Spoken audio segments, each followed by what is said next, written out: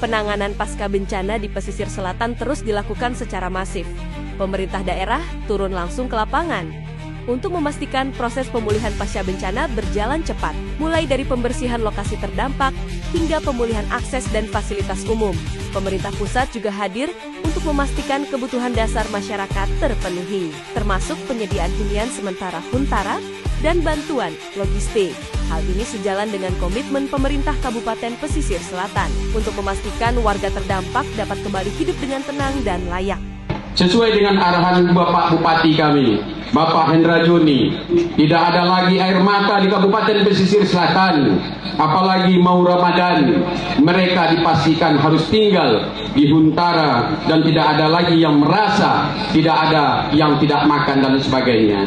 Maka ucapan ribuan terima kasih kami sampaikan kepada seluruh pihak yang sudah berpartisipasi untuk daerah Kabupaten Pesisir Selatan.